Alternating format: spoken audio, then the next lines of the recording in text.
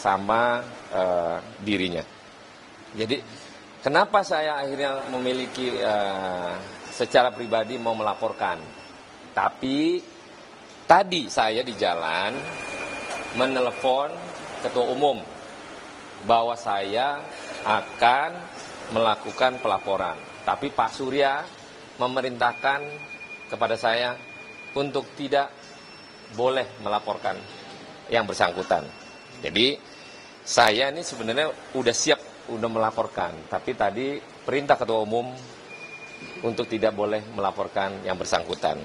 Kebetulan tadi Pak Anies juga mem-WhatsApp saya untuk meminta juga yang sama.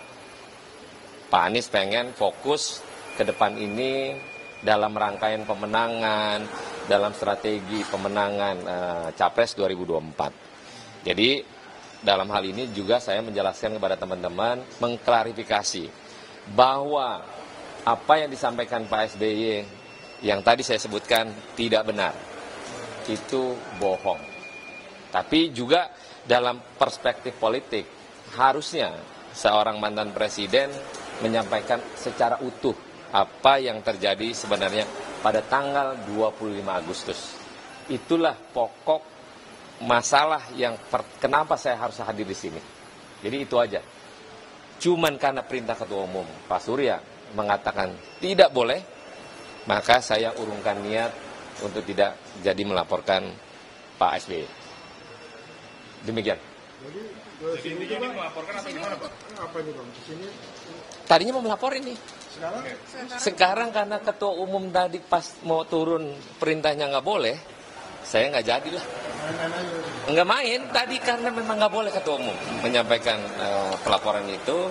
Saya tadinya secara pribadi mendengar apa yang disampaikan Pak SBY, terketuk hati saya loh. Kenapa kok Pak SBY mengatakan yang tidak sebenarnya? Tapi saya mesti klarifikasi, karena saya di dalam ruangan itu selama 2 jam menerima cerita tentang proses Pak SBY waktu 2004. Jadi gitu teman-teman, saya mengklarifikasi, karena perintah ketua umum tidak boleh melaporkan, saya urungkan niat untuk tidak jadi melaporkan Pak SBY. Bang, tapi sebelumnya sempat ada obrolan langsung nggak ke pihak Demokrat atau diselesaikan secara kekeluargaan gitu? Enggak, saya belum komunikasi. Saya secara pribadi saya lapor waktu ke Jakarta Surabaya bahwa saya akan melaporkan Pak SBY karena Pak SBY melaporkan menginformasikan kepada ruang publik itu tidak benar. Jadi itu yang saya konsenin. Saya tidak ada urusan ke belakang mundur tentang masalah progres lah, masalah surat lah, masalah yang lain-lain. Tapi ada bahasa yang dianggap bahwa yang tidak pantas diucapkan oleh mantan presiden tentang bahwa pengkhianat segala macam. Nah itu yang kita mesti luruskan, bahwa di dalam area lobi politik semua bisa terjadi. Contoh, kalau orang mau nikah, undangan sudah disebar, tiba-tiba di hari H batal, itu kan normal saja. Jadi tidak akhirnya seolah-olah jadi jengkel atau marah. Kedua belah pihak pasangan pasti akan resah, kecewa pasti. Tapi kan bukan berarti undangan itu menjadi ketetapan bahwa pernikahan itu akan terjadi resmi, tidak. Selama akad nikah belum diucapkan, maka tidak ada terjadi pernikahan resmi. Ini contoh.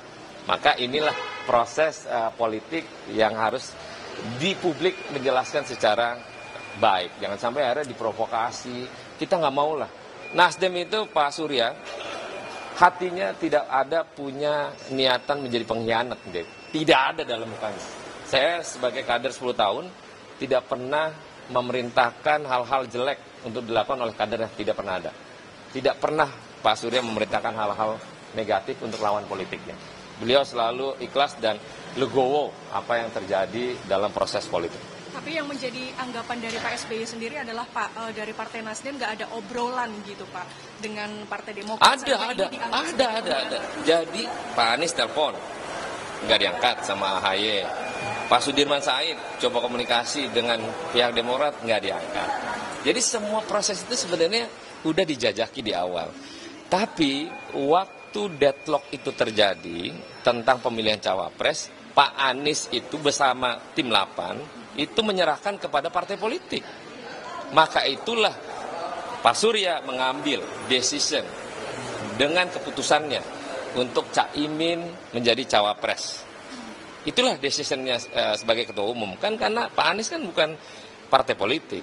Nah, dari situlah sebenarnya komunikasi terkait dengan prosesi Pak Surya Paloh ketemu Majelis Suro misalnya, komunikasi. Jadi tidak ada isu bahwa tidak ada komunikasi, bohong itu. Jadi kita pengen bahwa ruang publik ini diberikan narasi yang contoh yang baik lah, contoh komunikasi yang cukup. Jangan sampai membuat kubu-kubuan dan akhirnya keributan itu terus-terusan gara-gara seorang AHY nggak jadi cawapres. Ya kan namanya belum rezeki, belum garis tangan. Kan AHY sama saya umurnya sama, masih ada ruang 2029 lah dia sebagai capres nanti kan, why not gitu. Jadi kita pengen bahwa hubungan antar komunikasi di publik ini selayaknya yang adem-adem lah, agar proses politik ke depan capres-capres yang sudah ada, yang tinggal daftar, berperang secara arif dan bijak. Oke. Begitu. Tapi apakah ada keinginan dari Pak Surya Paloh untuk bertemu dengan Pak SBY?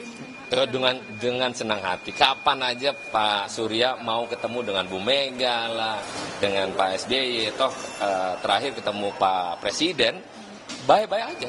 Namanya perbedaan politik kalau kata Pak Presiden itu biasa.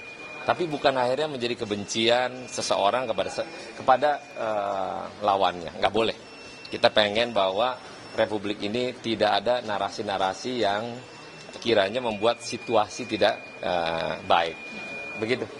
Bang, tanggapan banyak kader Demokrat kemudian yang kecewa atas pilihan dari Nasdem sendiri, terus kemudian Sampai mengeluarkan kata-kata yang tidak sepatutnya, itu bagaimana? Ya itu tadi, bahwa narasi yang diungkapkan oleh Partai Demokrat sebenarnya bisa diredam dengan cara-cara politik yang lebih arif.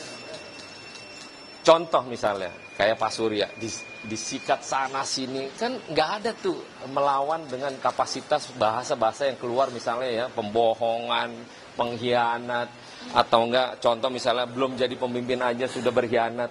Lah gimana kita menjustifikasi seorang yang narasi lobby politik lagi berproses? Kalau belum ada tanda tangan kedua belah pihak atau ketiga partai koalisi secara resmi memilih cawapres, mestinya juga jangan kepedean. Kita kan harus ya bismillah lah. Kalau garis tangannya AHY akan menjadi cawapres kemarin, dia tidak akan lari. Tapi kan karena ini intuisi seorang Pak Surya Paloh lebih tajam karena beliau makan politik itu hampir 50 tahun. Jadi kita berharap bahwa jangan ungkapkan narasi-narasi yang akhirnya memprovokasi masyarakat atas kebencian yang tidak berdasar. Begitu. Ya? Sebelumnya rencananya itu pasal UU ITE Bang ya? Undang-undang ITE. Tapi mengurungkan niat karena tadi pas mau turun Pak Surya mengatakan sudah kau nggak boleh melaporkan seseorang, sudah kau balik kantor katanya. Berarti penegasan lagi aja Pak, untuk pengkhianatan itu nggak ada ya Pak? Nggak ada. Kan normal lah, politik kan berbeda pandangan, berbeda lobby, berproses itu kan semua berjalan sampai titik daftar capres-cawapres nanti. Jadi semua itu masih dinamis. Jadi demikian, terima kasih teman-teman. Oke. Udah nyebar undangan ya. Udah nyebar.